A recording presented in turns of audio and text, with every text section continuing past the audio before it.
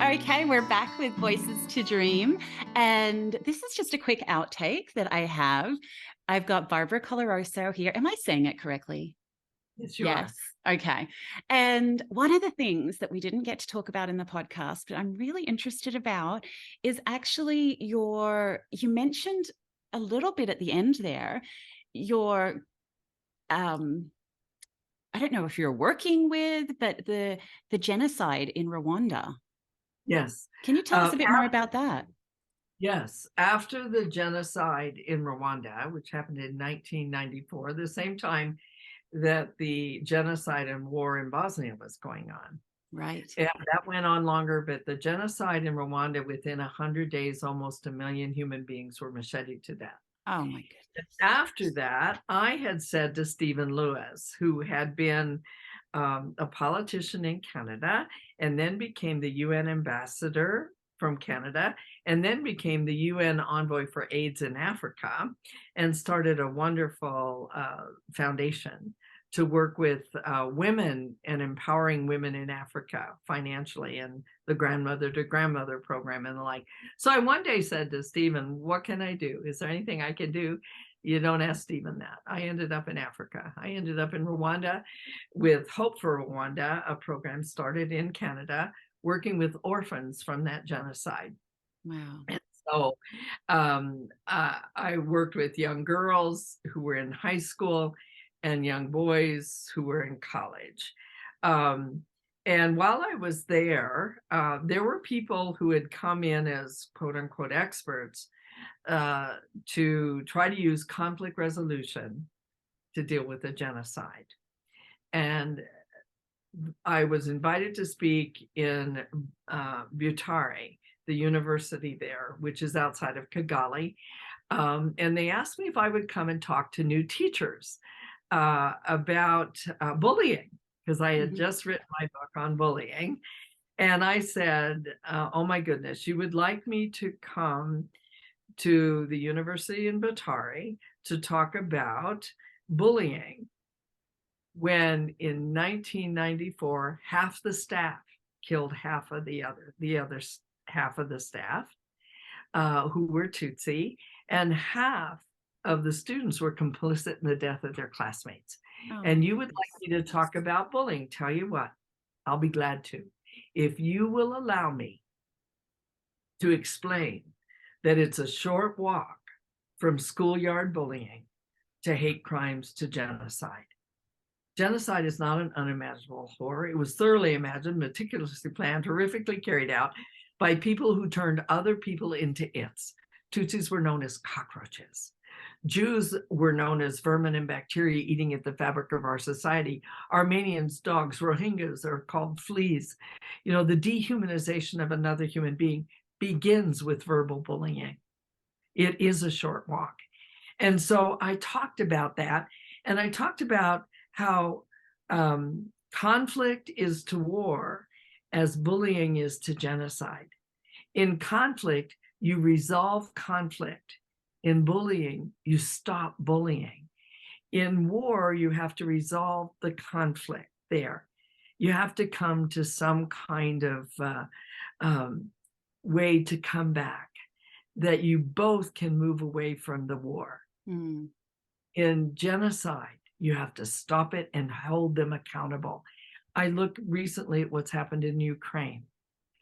That is not a conflict. And when people call it a conflict, a nation was attacked. Mm. That is not a conflict. And you don't get two people together and let's work this out.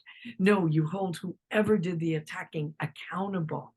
So I was lecturing on that in Butare. Within an hour, the president of Rwanda, Kagame, Paul Kagame, called my handler because I didn't speak French well Yeah. enough, and Kinyarwanda. I didn't speak those. So I had this minder with me, and he gets a call from the president because within an hour, somebody had shared with him that the difference between a conflict and bullying, a war and a genocide. And he knew in his own way that when he stopped the genocide in Rwanda, and all the rest of the world were saying, oh, it's ethnic rivalry, including my own country. It's ethnic rivalry.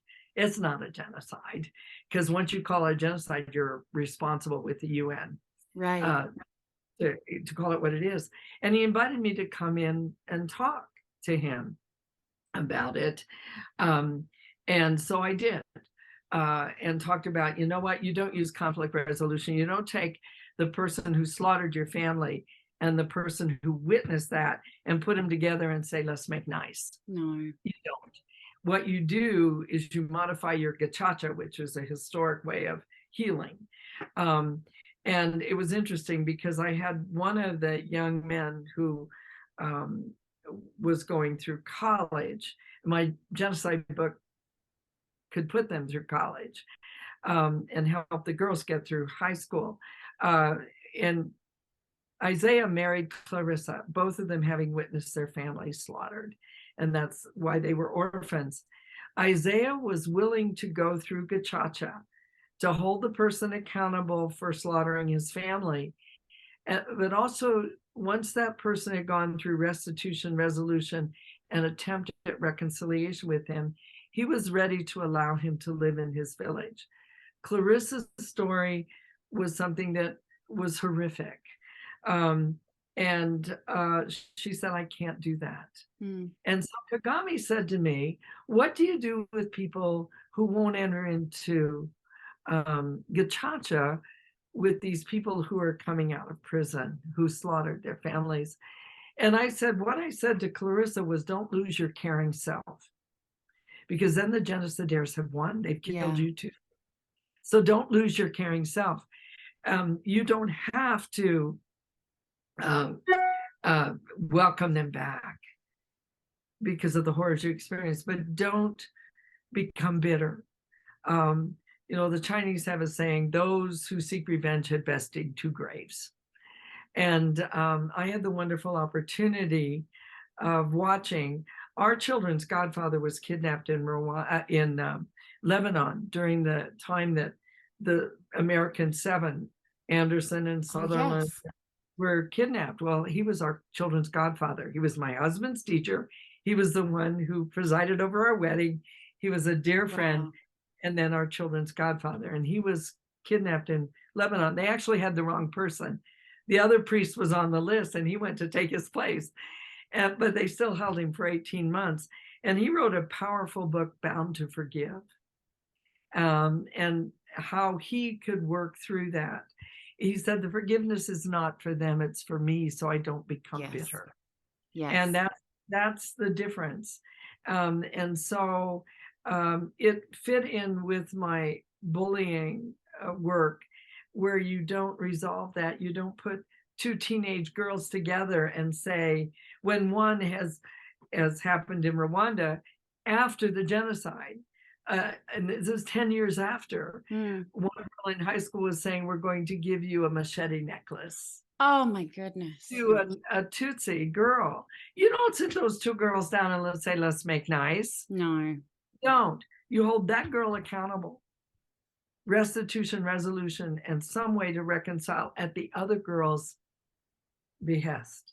When she's ready, you can and actually show that you have made restitution, and you have a resolution for how you're going to keep that kind of thing from happening. And then when she's ready, you can sit down with her. You don't put two together and let's make nice, because what happens when you do that is usually the perpetrators all full of being nice around adults, not kind, but nice. Oh, I'm so sorry if you were offended. That isn't even an apology. It puts it back on the targeted kid. Or, you know, I didn't think you were that sensitive. Blah, blah, blah, blah. And the other girl sitting there like, I can make this illusion for Americans, like the Dixie Chicks. I'm not ready to make nice. When they had their records all destroyed, and because of one comment they made about our president many, many years ago, which was spot on actually. But they were ripped apart for it. I'm not ready to make nice. And the targeted girl sitting there, I'm not ready to make nice. And we say, oh, come on, let's work this out. You're in a small school, you're in a community, we have to get along. That's She for knows, everyone else. Yeah, yeah, she knows as soon as you leave, that girl's going to target her again. that's right. We That's need to right. look at, in conflict, you resolve it. In bullying, you stop it and hold the person accountable. And that goes on everyday situations in our homes, our schools, and our communities. It also applies on the world scene. Mm.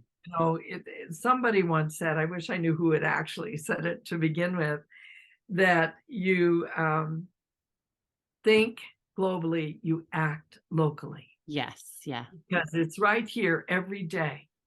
How do you deal with people who are dehumanizing another with the vitriol that they're spitting out, the Mm. dehumanization of another human being? Again, genocide just didn't happen. No. It's a Oh short my walk goodness. from the Wow. hateful rhetoric to the hate-fueled violence to crimes against humanity. And where does that start? Our homes, our schools, and our communities. We want to have a compassionate world. It starts right here. Wow, gosh, I love Barbara, and you know what I love there as well, that when you hear about, for example, politicians who are willing to listen, like Yes. he knew that you had things that he could learn from, and to say that. So, I thank you so much for telling us that story. And I have to just say a quick thing. One of my guests that's coming up early next year, you might know her, I'm not sure, but she was a refugee from Rwanda, and she saw most of her extended family, well, I think all of her extended family, killed in the genocide. Machete And to death.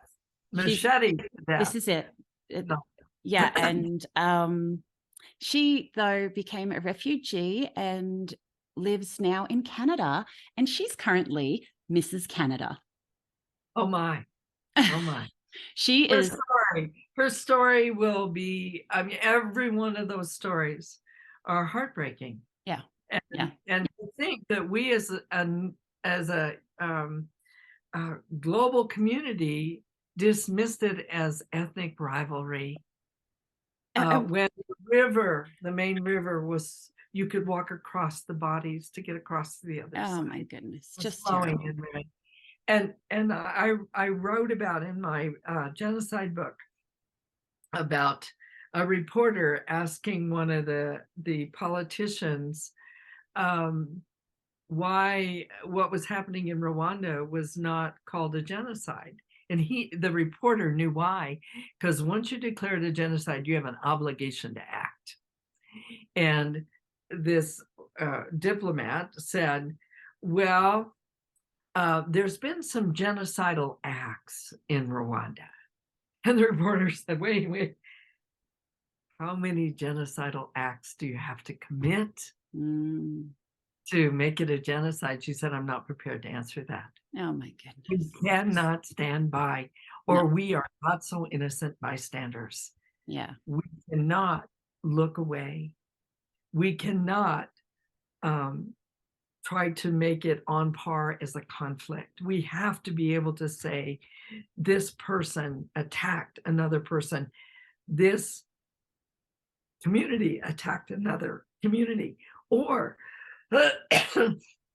this country attacked another country. It's not. Yeah. Yeah. Oh, thank you so much. Thank you. I hope you enjoyed this outtake. And if you enjoyed it, please go back, listen to the full podcast. Barbara Coloroso, thank you so much. It's been a real joy. Thank you, Suzanne.